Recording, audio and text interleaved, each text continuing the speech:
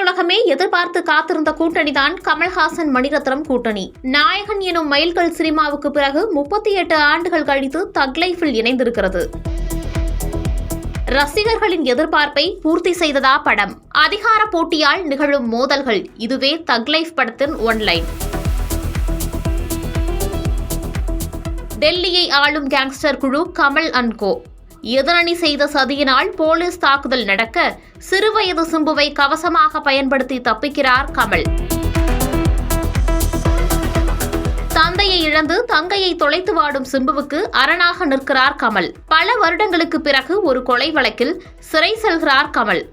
அந்த நேரத்தில் வேலைகளை கவனிக்கும் பொறுப்பு சிம்புவுக்கு வருகிறது.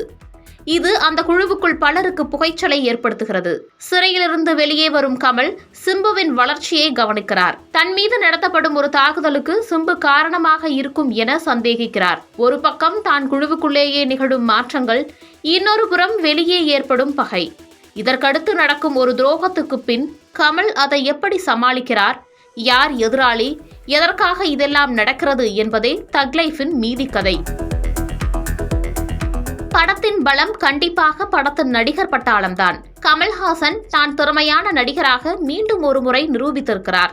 ஆசை நாயகி த்ரிஷாவிடம் கொஞ்சுவது, மனைவி அபிராமியிடம் கெஞ்சுவது, சிம்புவை சந்தேகிப்பது என காட்சிகளில் கவர்கிறார். சிம்பு வழக்கம் போல மிரட்டலான நடிப்பை கொடுத்திருக்கிறார். கமலின் நம்பகமான ஆளாக, தன் மீது ஏற்படும் சந்தேகத்தை பொறுத்துக்கொள்ள முடியாத ஆளாக, தன்னுடைய இழப்புக்கு கலங்குவது என பல தருணங்களில் சிறப்பான நடிப்பு.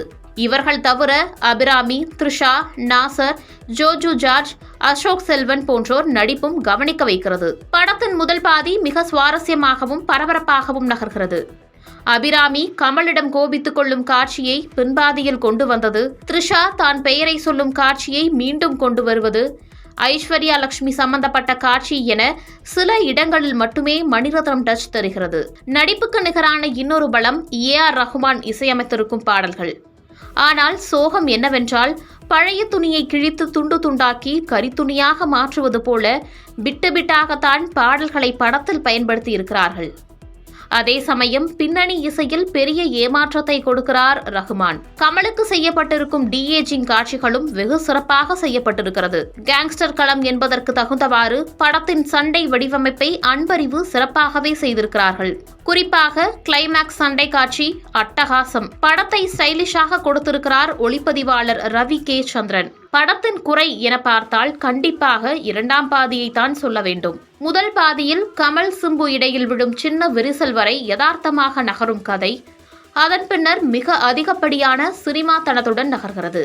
ஒரு பக்கம் கமல் சிம்புவை அழிக்க நினைக்கும் போலீஸ், இன்னொரு பக்கம் பகை தீர்க்க காத்திருக்கும் எதிரணி. இதற்கு நடுவே கமல் சிம்பு மோதல் என இத்தனை இருந்தும் அதில் எந்தவிதமான சுவாரஸ்யமும் இல்லாமல் இருக்கிறது.